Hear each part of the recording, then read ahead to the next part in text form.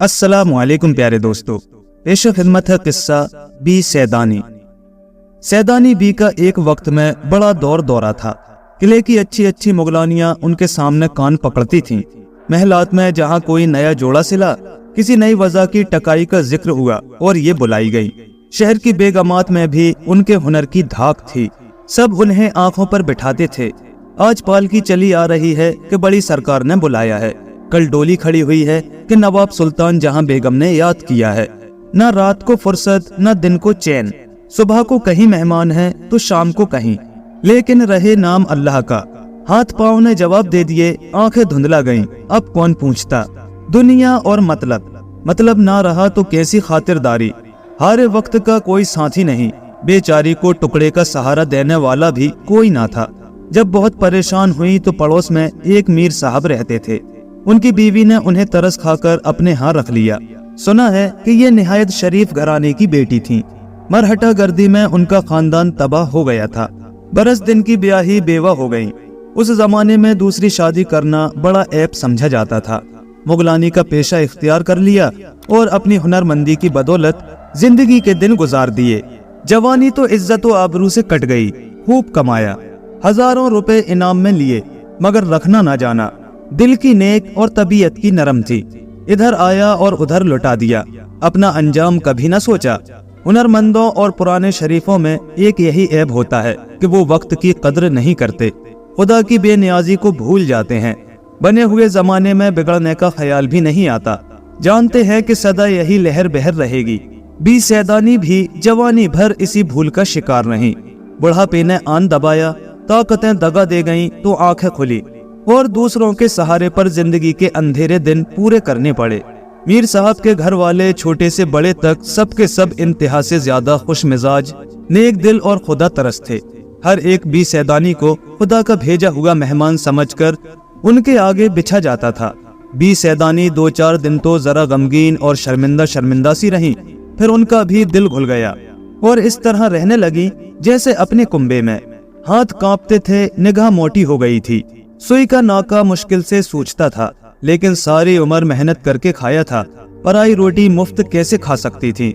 सुबह नमाज पढ़कर बच्चों को ले बैठती, कुरान शरीफ पढ़ाती, नसीहतें किया करती। दोपहर को सीना पिरोना काढ़ना सिखाती। शाम होती तो बावर्ची खाने में जाकर खाना पकाने की तरकीबें बताती। रात आती, इशा की नमाज से फारिग होकर बड़े मजे की कहानियां सुनाती। कहानियां ऐसी अच्छी होती कि बड़े भी आ जाते। मीर साहब और उनकी बीवी दोनों खुश थे कि बी सैदानी को बच्चों की तरबियत के लिए खुदा ने भेज दिया। ऐसी शरीफ, रोजा नमाज की पाबंद, हुनरमंद उस्तानी सिर्फ रोटियों पर कहाँ मयस्सर आती है। और बच्चे ऐसे गर्विदा कि दिन रात सैदानी के पास बैठे रहते। मशहूर था कि बी सैदानी परिस्तान में भी हो आई हैं। वहाँ के बादशाह ने अपनी बेटी का जहेज टांकने को बुलाया था और उन्होंने वहाँ दिनों रहकर बड़े बड़े तमाशे देखे हैं। घर वालों को ये खबर थी, लेकिन कभी ये ख्याल नहीं आया कि बी सैदानी से पूछे तो कि क्या बी सचमुच तुम परिस्तान गई हो। शाबाश, तुम्हारा जिगरा कि तुमको डर नहीं लगा। एक दिन सर्दियों की रात थी। दालानों के पर्दे पड़े हुए थे। छोटे बच्चे लिहाफों में दुबके और बड़े लड़के लड़कियां अंगीठी के चारों तरफ बैठे कहानी सुन रहे थे कि इतने में मीर साहब की बीवी नमाज से फारिग होकर आईं। इत्तेफाक से कहानी भी अंडा शहजादी की थी। जब ये जिक्र आया कि कानड़े देव की जो शहजादी पर नजर पड़ी तो सोती की सोती को पलंग समेत उड़ाकर ले गया। मीर साहब की बीवी कहने लगी, बी सैदानी, ये जो लोग कहते हैं कि तुम्हें भी परिस्तान के बादशाह का कोई आदमी परिस्तान ले गया था और तुम वहाँ से बड़ा इनाम व इकराम लाई थी, क्या सच है? सैदानी भी बोली, हाँ बीबी, है तो सच, बल्कि कई दफा जिन्नों और परियों ने मुझे बुलाया है। मीर साहब की बीवी बोली, ओ, और तुम बेधड़क चली गई? बी सैदानी ने कहा, पहली दफा तो मुझे धोखे से ले गए थे। रस्ते में जब भेद खुला तो बहुत बार डरी, लेकिन क्या करती, दिल को मजबूत कर लिया, अल्लाह को याद करती चली गई। ना जाती या रोती पीटती तो जाने क्या आफत आती। उसके बाद जब गई, हंसी खुशी गई और हंसी खुशी आई। बेगम सदके अपने रसूल सल्लल्लाहु अलैहि वसल्लम के, उन पर ईमान रखने वाले का कहीं भी बाल भी का नहीं होता। परिस्तान में भी मेरी वो खातिरें हुई कि क्या कहूँ। मीर साहब की बीवी बोली, कुछ भी सही बुआ मेरी तो हालत खराब हो जाती, सूरत देखते ही जान निकल जाती। बी सैदानी बोली, नहीं बी, ये सब कहने की बातें हैं। डर की बातों से डर लगा करता है, जब डर सामने आया फिर कुछ भी नहीं। देखो बीमारी से लोग कितना भागते हैं, और जब बड़े से बड़ा दुख भी आ जाता है तो सहना ही पड़ता है। मीर साहब की बीवी बोली, मैं तो फिर यही कहूंगी कि तुमको शाबाश है, सद रहमत उस पर जिसने तुमको दूध पिलाया। अच्छा हमें भी तो सुनाओ कि क्या हुआ था, क्यों गई थी परिस्तान, कैसा मुल्क है, वहाँ क्या क्या देखा। बी सैदानी बोली, वो किस्सा याद आ जाता है तो कलेजे पर सांप सा लौटने लगता है। परिस्तान की शहजादी जिसका जोड़ा टांकने गई थी, बहुत सर हुई। दूसरी परियों ने भी मिन्नतें की कि सैदानी अम्मा यहीं रह जाओ, दुनिया में अब तुम्हारा कौन है, मगर मैंने एक ना मानी। मुझ बदनसीब को तो अपने जीते इंसानों की बेमुरव्वतियां देखनी थीं, परिस्तान में क्यों बसती। वो तो अल्लाह ने तुम्हारे दिल में रहम डाल दिया, जो गोर गढ़े का ठिकाना हो गया, वरना तेरे मेरे दरवाजों की ठोकरें खाती फिरती। मीर साहब की बीवी बोली, सैदानी भी सब अल्लाह के हाथ में है, बंदे में क्या ताकत है कि भूखे को दे या पेट भरे या छीने, हर एक अपनी तकदीर का खाता है। हमारी क्या असल है कि किसी के साथ कोई सुलूक करे, वो तो जबरदस्ती हमसे तुम्हारी खिदमत करा रहा है। बी सैदानी बोली, खैर तो अब तुमको अपनी बीती कहानी सुनाऊं। बेगम, ये वो दिन थे कि नवाब बहादुर की इकलौती बेटी के ब्याह की नियाजी हो रही थी। मारा मार जोड़े सिल रहे थे। अव्वल तो मुझे रात दिन वहीं रहना पड़ा। काम हल्का हो गया तो दिन को चली जाती और शाम को अपने घर चली आती। एक रोज जैसे बच्चे मकतब से भागते हैं, मेरा भी जाने को जीना चाहा और कई जगह से बुलावे आए, नहीं गई। शायद जुमा था, कितने ही दिन नहाए को हो गए थे। खूब नहाई, शाम हो गई। बूट पुलाव मुझे बहुत भाता है, मामा से बूट पुलाव पकवाया था। थकी थकाई लेटी थी, इतने में झटपटा हो गया। पुलाव दम पर था कि बाहर से किसी ने आवाज दी कि सैदानी बी को सरकार ने याद किया है। खबर भेजी और कहा कि जिस तरह बैठी हो उसी तरह फौरन चली आओ। मैं बड़े नखरों से जाया करती थी। ऐसे बेवक्त और अपने भावन की पकवाई हुई चीज छोड़कर खड़े हो जाना मेरी आदत के बिल्कुल खिलाफ था, लेकिन होने वाली बात मैंने जरा भी इनकार ना किया और जैसी बैठी थी सफेद चादर सर पर डाल सवार हो गई। नवाब साहब का महल मेरे घर से कोई 2 आने डोली होगा। काजी वाड़े से निकले और खानम का बाजार आया। पहले तो मुझे कुछ ख्याल नहीं हुआ, जब बहुत देर हो गई और हटो बचो की आवाज ना आई, बाजार के चिराग भी झलकते हुए ना दिखाई दिए तो पर्दे की झरी खोली। अब जो देखती हूँ तो जंगल साए साए कर रहा है और पालकी को जैसे पहिए लगे हुए हैं, उड़ी चली जा रही है। बदन में सनसनियां आने लगी, हाथ पांव ठंडे पड़ गए कि ये क्या गजब हुआ। ये मुए कहार कहाँ ले जाते हैं, इस जंगल में कौन सी सरकार है। लेकिन मरता क्या न करता। दिल कड़ा करके मैंने अपनी आवाज निकाली और पूछा, अरे कमबख्तो, मुंह से तो फूटो, मुझे कहाँ लिए जा रहे हो। अरे वो तुम्हारी कौन सी सत्यानाशी सरकार है। हंसते हुए किसी ने जवाब दिया, बी सैदानी खफा क्यों होती हो, बादशाह सलामत ने बुलाया है। कोई दम में महलात दिखाई देते हैं। ऐसा मालूम हुआ जैसे कोई पालकी के पास बोल रहा है। मुंह निकाल कर जो देखा तो बेगम क्या कहूँ, एक अजीब सी शक्ल का आदमी था। बकरे का सा सर, घोड़े की सी टांगें और पालकी आप ही आप चली जाती थी। ना कहार थे ना कहारियां। अब तो डर के मारे मेरा दम घुटने लगा। आंखें बंद कर ली और कलमा पढ़ने लगी कि इस बला ने खाया ढेर होकर रह गई। मिनट 2 मिनट के बाद फिर हिम्मत की कि अव्वल मरना आखिर मरना, फिर मरने से क्या डरना, और ललकार कर बोली, अरे जवान मिर्ग, तू कौन है, जिन है या भूत। याद रख मैं सैदानी हूँ, मुझे न सता, नहीं तो जलकर खाक हो जाएगा। भला चाहता है तो मुझे यहीं उतार दे। उसने कहा, बी सैदानी घबराओ नहीं, हम और हमारा बादशाह सैयदों को बहुत मानते हैं, खातिर जमा रखो, कोई तकलीफ नहीं होगी। हमारी शहजादी की शादी है, कपड़े सीकर चली आना, जितना मांगोगी इनाम मिलेगा। लो वो देखो सामने हमारे बादशाह का महल है। बड़ी मुश्किल से डरते डरते आंखें फाड़कर जो देखा तो वाकई पालकी एक आलीशान दरवाजे पर रखी है। रोशनी ऐसी थी कि दिन मालूम होता था। सुई गिर पड़े तो उठा लो, और मजा ये कि न सूरज था न चांद, न फानूस कहीं नजर आते थे न लालटेन।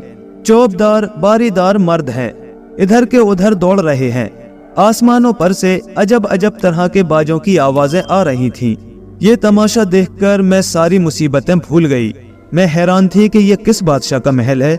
ये गहमा गहमी तो हमारे बादशाह के यहाँ भी नहीं होती कि किस्से कहानियों में जैसे परियों का जिक्र सुना है, ऐसी एक परी शानों पर बाल बिखरे हुए, बाजुओं पर मेरे पास आई और महीन आवाज में बोली, बी सैदानी, बड़ी राह दिखाई। हमारे बादशाह और बादशाह बेगम कब से तुम्हारा इंतजार कर रहे हैं। आओ चलो, मैं तुमको महल के अंदर ले चलूं। मैं पालकी से उतरी और चादर को अच्छी तरह ओढ़ उस परी के साथ साथ चली। क्या कहूँ बेगम, अंदर क्या बहार थी।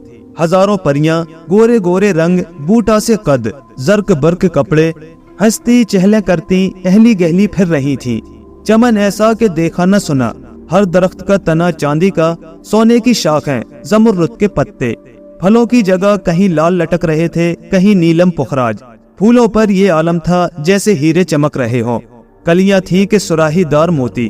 खुशबू से दिमाग महका जाता था। हौजों का पानी क्या कहना, चांदी के वर्क बिखरे हुए मालूम होते थे। फव्वारों में से मोतियों की बौछार हो रही थी। चलते चलते एक बाराहदरी में पहुंचे। बाराहदरी की सजावट क्या बयान करूं। किले के दरबार भी देखे हैं, मगर उस जैसा समा आज तक नजर से नहीं गुजरा। सैकड़ों सुर्ख, सब्ज, नीली, जर्द, ऊदी, सफेद कुर्सियां बिछी थीं। रंग बिरंग के बिल्लूर की थी या किसी और चीज की, ऐसी शफाफ के आर पार निगाह गुजर जाती थी। और उन पर हसीन हसीन परिजाद जगमगाते लिबास पहने हुए बड़ी शान से बैठे थे। बीच में एक बड़े याकूत के तख्त पर, जिसमें हीरे और पन्ने की सच्ची कारी का काम था, बादशाह और बादशाह बेगम अजब शान से बैठे हुए थे। बादशाह बेगम के पहलू में एक लड़की कोई 14-15 बरस की, चेहरा जैसे 14वीं रात का चांद, जुल्फे खुली हुई, कई रंग के पर और ऐसे चमकदार कि आंख नहीं ठहरती थी। सर पर नीम ताज रखे बैठी थी। इन तीनों की पोशाकें एक रंग की हों तो बताऊं। घड़ी में 4-4 रंग बदलती थी।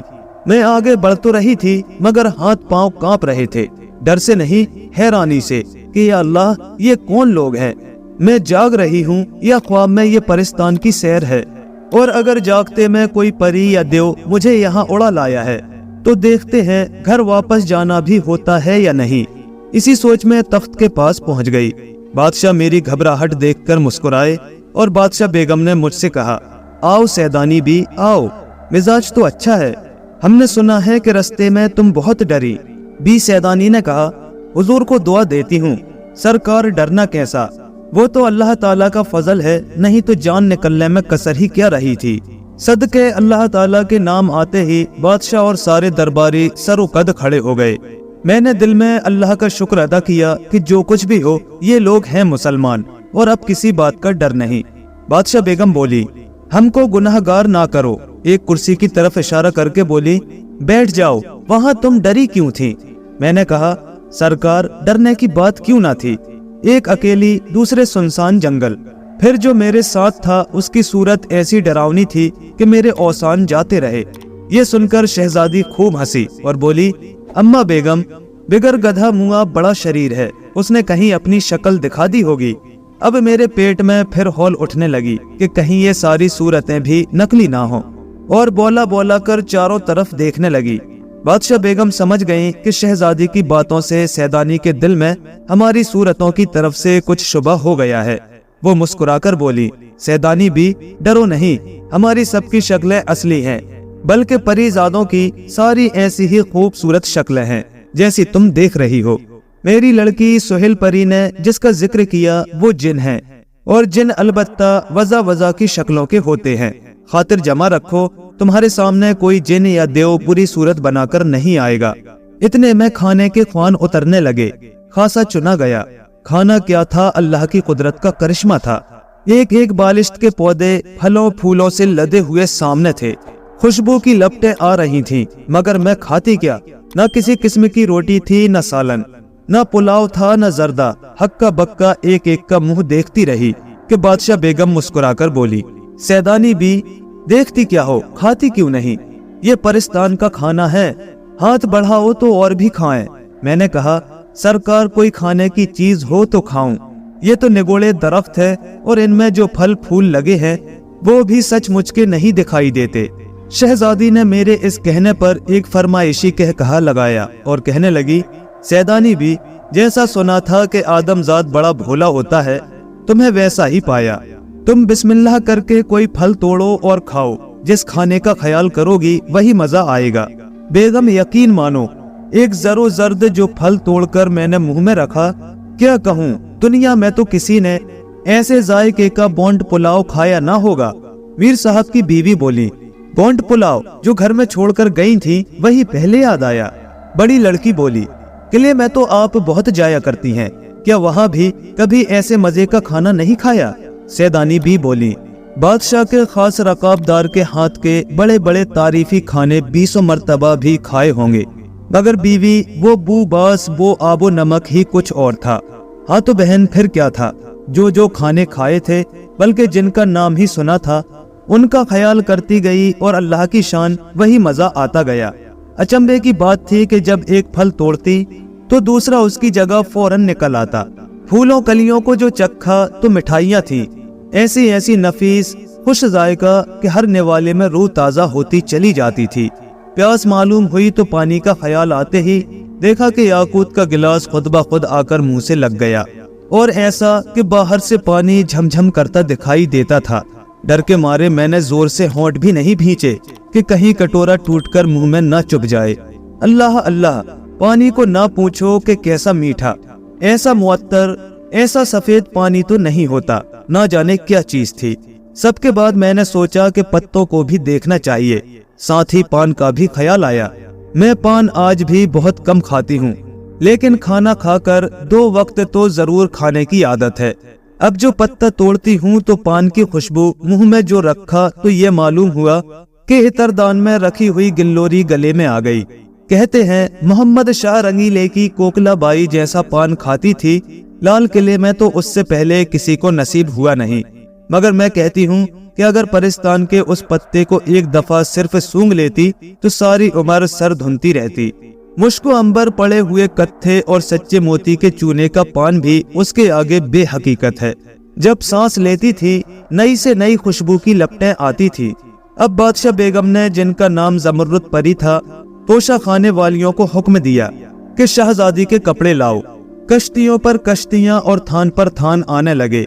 कपड़ों और गोटा किनारी को देखकर मेरी तो अक्ल जाती रही। बड़ी बड़ी रानियों शहजादियों के जोड़े देखे हैं, लेकिन उन कपड़ों से क्या निस्बत। कजा दुनिया के कपड़े, कजा परिस्तान के, आंख नहीं ठहरती थी।